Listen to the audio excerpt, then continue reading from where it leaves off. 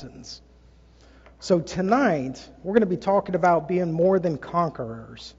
Now, as we're wrapping this up, I know that who I'm speaking to tonight is what we call the cream of the crop. You're here on a Sunday night, and what I'm going to say is probably not going to be surprising. It's not going to be wowing. It's not going to be over the top. But my point tonight is to take everything that we have looked at and encourage one another with it. So tonight, we're looking at being more than conquerors. And this idea about being a conqueror, it's an interesting thought, because in the world, we tend to have this view or this concept that Satan is more powerful than he really is. Don't get me wrong, he does have power. He is strong. He is a force. I understand that. But if time would allow, we would have looked at Job and how he's on a short leash. He can only go so far. We could read Jesus talking to Simon Peter and warning him, don't you realize that Satan has requested to sift you like wheat? He's limited on what he can do. And if we had time, we could get into and look at this idea that as Christians, we're never told to defeat Satan. It's already done. What you will find in the New Testament to endure, to continue, to uplift those that are fallen, encourage those who are losing heart. When I say that stewards are more than conquerors, that's what I mean. We need to keep our eyes fixed on what is most important in our life. So as we get into this, again, we're going to... Here we go. Okay. We have seen that God owns it all, that He wants to bless us. We saw the value of stewardship and how we find our value. It's not by the external, it's about the internal. And then tonight we're going to be looking at stewards being more than conquerors. Now I'm going to do this a little different. We're going to look at two people. They are, as far as I know, they are not Christians, but their life is something to look at. This first woman, well, the only woman, HETTY Green. HETTY Green was labeled as the Witch of Wall Street. Now, a little bit about her. At a young age, she was very intrigued at sitting at the table. This is back in the late 1800s. Sitting at the table with her dad and going over the financial section of the paper. And she learned how to manage money, to buy and sell. Her family themselves were quite wealthy through the whaling industry and then also the Indian trade routes. They became millionaires back then. So at an early age, she learned this concept of what it took to make money. And her family, she eventually got married in about early 30s. She married a man who happened to be a millionaire. And he was self-made also. But through this marriage, it didn't last that long. They never divorced, but they separated. And this picture that you see of her is an interesting picture. Because this is towards the end of her life. This isn't when she was young. And the reason she's dressed like this is how you would always see her. Because she wore clothes of a widow. Even though she didn't physically lose her husband, it impacted her to such an extent that she felt that all she could wear is black, with even the veil. So this is how, if you Google HETTY Green, you'll see this picture. And you will see one of the first things that's spoken about her is that she is the Witch of Wall Street. But her wealth was an interesting thing. She was very wealthy. At the age of 13, her parents passed on, and she inherited, basically in today's standards, about 2.3 billion. She was very rich. But she wasn't put in charge of it. Her aunt was. And soon after that, her aunt passed away. Now, this woman, she was very cautious when it came to spending. She didn't believe in extravagance. She didn't believe in big houses. She rented basically boarding houses is where she stayed. And she had 2 children, her son and daughter. But because of this wealth and because that she had this different concept of where to spend money and how to spend money, that at the age of 13, her son ended up dislocating his knee. And he dislocated it during the winter, and it was a sledding accident. But because of her concept of not wanting to spend money, she would try to go to the free clinics to get it looked at. She was so known that they would recognize her and then try to bill her, and she would walk out. Because of these choices, unfortunately, later on in life, he had to have the leg amputated because of gangrene. She had a misunderstanding of money. She had a lot, but she didn't enjoy spending it.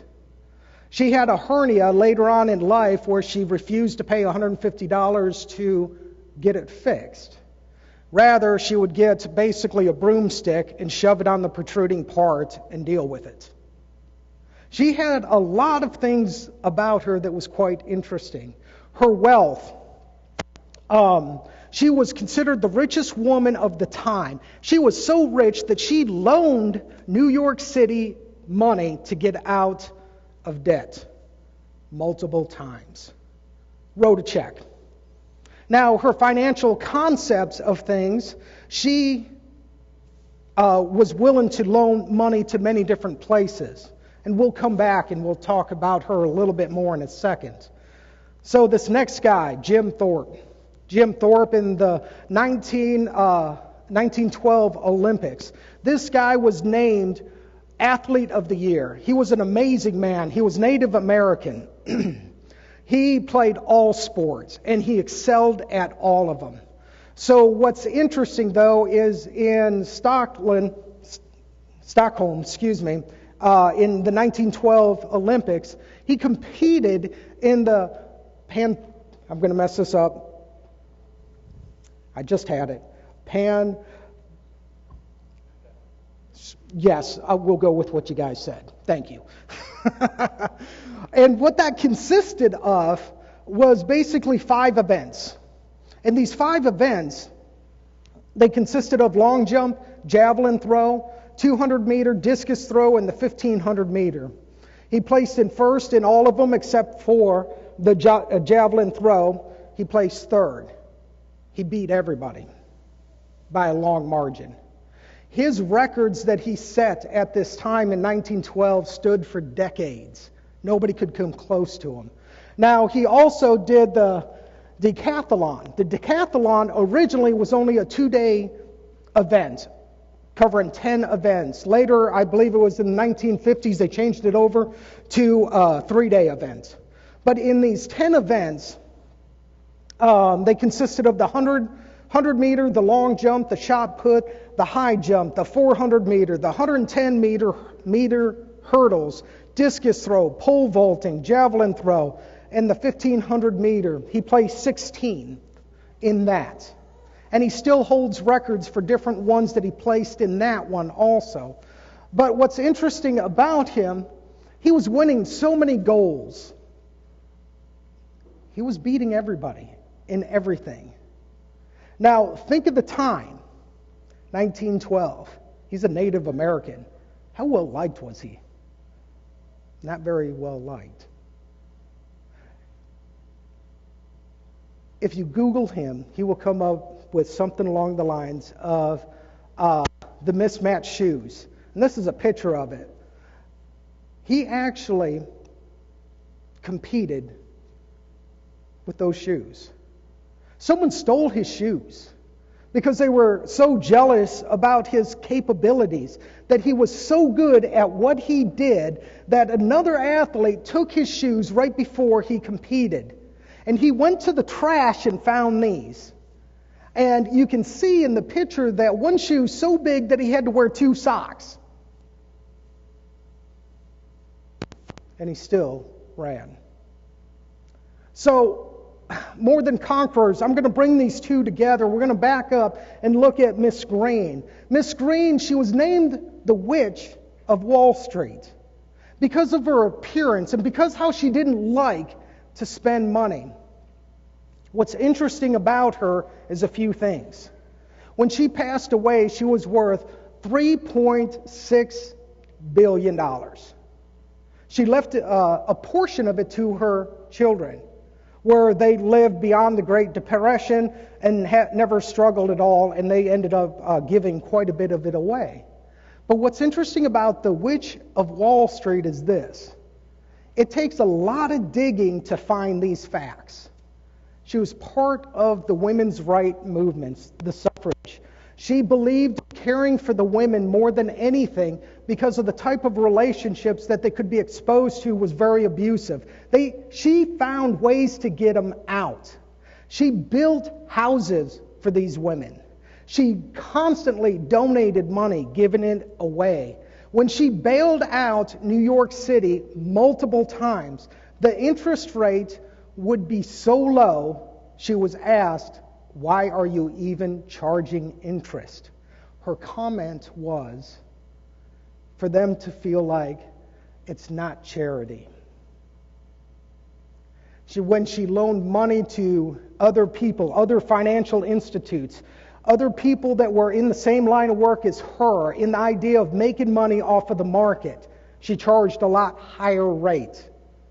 But when things were dire, when things were in need, she was one of the first people that they would go to. But you don't see that. You don't hear about that. You have to dig for that. Our passage that we're going to look at is Philippians chapter 1, starting in verse 6. Philippians 1, starting in verse 6. It says, "For I am confident of this very thing, that he who began a good work in you will perfect it until the day of Jesus Christ. For it is only right for me to feel this way about you, because I have you in my heart, since both in my imprisonment and in my defense and for the gospel, you all are partakers of the grace with me. For God is my witness, how I long for you all with the affection of Christ. And this I pray, that your love may abound still more and more in real knowledge and all discernment, so that you may prove the things that are excellent, in order to be sincere and blameless until the day of Christ, having been filled with the fruit of righteousness, which comes through Jesus Christ, to the glory and the praise of God." So what's my point? This woman is labeled throughout history as the Witch of Wall Street. People are rough. You see what you want to see. We tend to point out faults. The world does, generally speaking. They tend to point out everything bad about you, never even notice once what good you have done. How hard is that for a Christian to face? It's hard. We're not asking to be, "Oh, come on up here. You attended church every single time the doors was open. Way to go. Let's give them a little participation award." I'm not saying that. What I'm saying is encouragement is vital to stewardship, to Christianity. To go along someone and help them up. Because we will face this sort of thing. And what's interesting about Miss Green is this was happening in her life. How she was treated, how she was viewed. But did you notice it never stopped her from doing what she believed to be right? She continued in spite of all of the opposition that she faced. She was a conqueror. She didn't allow the outside forces to dictate what she was to do, because she was convinced in what she was doing was right. That's what we have to remember as Christians. as stewards of God. That is our calling. That is who we are. And we got to remember, even though that it might be hard or rough, or someone we know is struggling, it's okay. There is nothing wrong with struggling. You have heard me say this many times. Struggling is healthy. It is good, as long as you're seeking to improve. Because if there was no struggle, it meant that you did not see anything between good and bad, right and wrong. Whatever you're struggling with, you may have never seen it. So Jim Thorpe, he was set up to fail. That day that they stole his shoes, it was on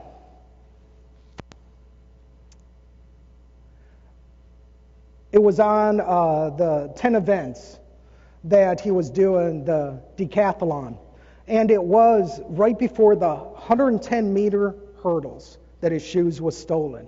That picture that I showed you, that was right after he finished it. He placed first. It was, if I'm not mistaken, 45 years until that time was beat. What stopped him? Nothing, except for himself.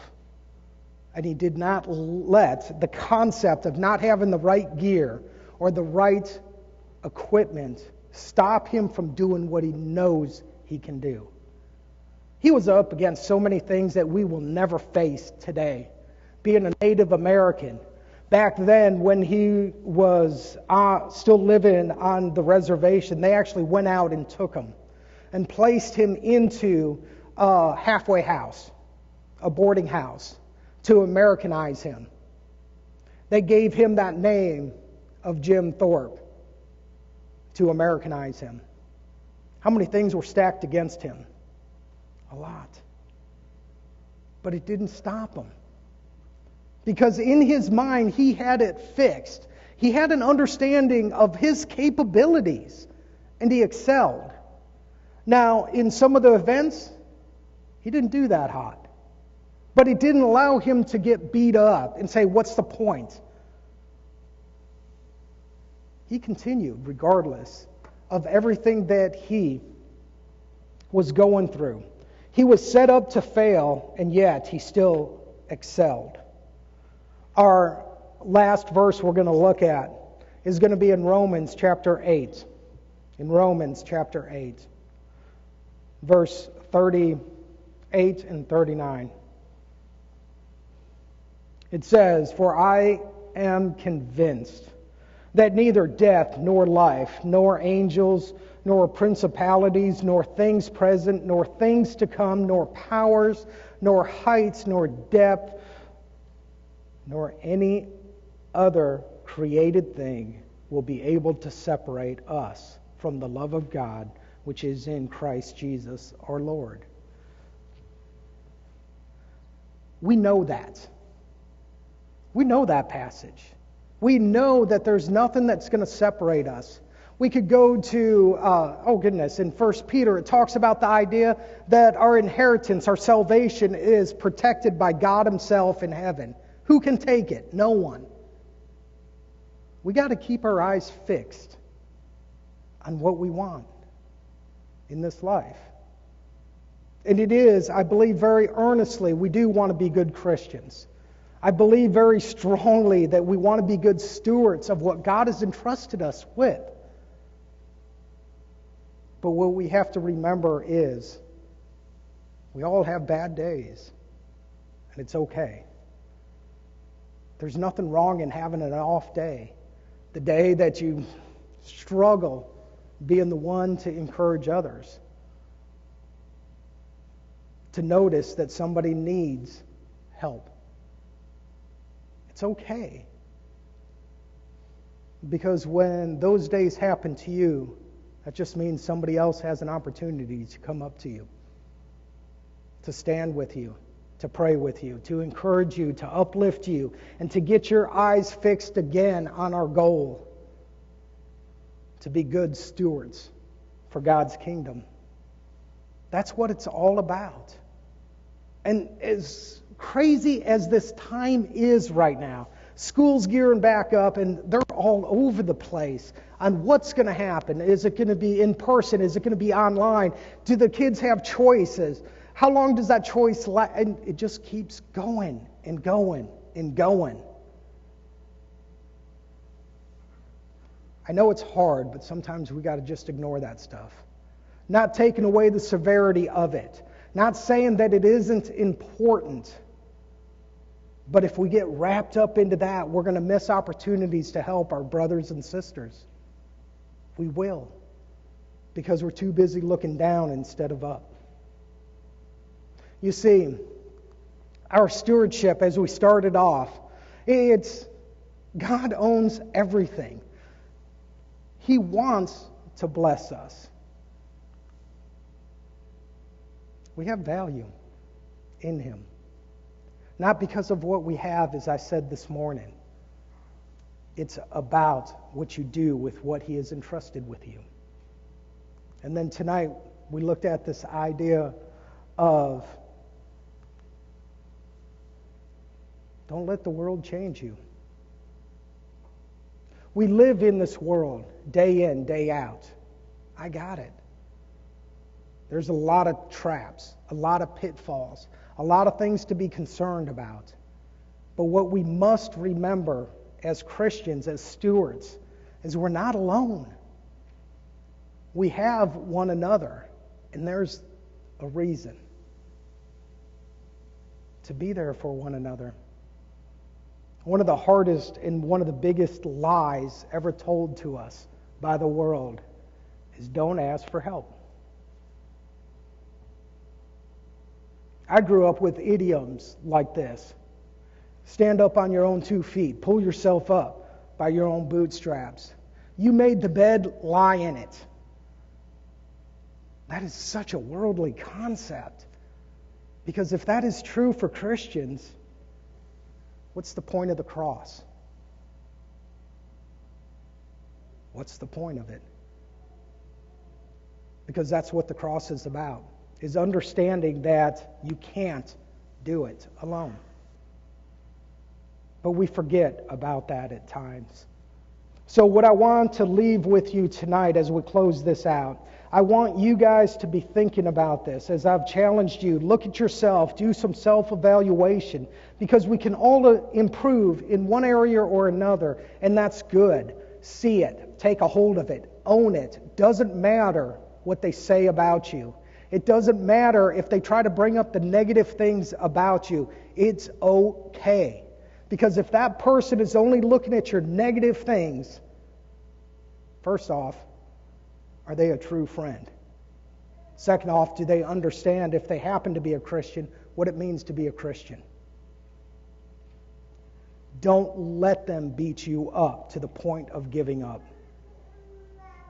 And then also, just like our second example, keep your eyes fixed on that goal. Look up. Look up. It will change your perspective in many areas. You won't feel as burdened. You won't feel as overwhelmed. If you understand the concept of this life here is only for endurance. You're not to defeat Satan. It's for endurance. It's to help those around you in order to stand back up and continue the journey towards heaven. To walk in the light, as John says in 1 John. That's what we're called to do. So I encourage you tonight to find opportunities to help one another. Not just those of you that are here tonight. Those that aren't. Those that are struggling. Those that, lack of better words, found something more important. Maybe, and I'm not saying that judgmental, they just don't have the right priorities. It could be work, it could be sickness, it could be a lot of reasons. I understand that. But I also know from personal experience, I justify why I didn't show up before. In my earlier years as a Christian, I'm good at justifying. Reach out, grab a hold of them, and keep moving forward. As we close out tonight,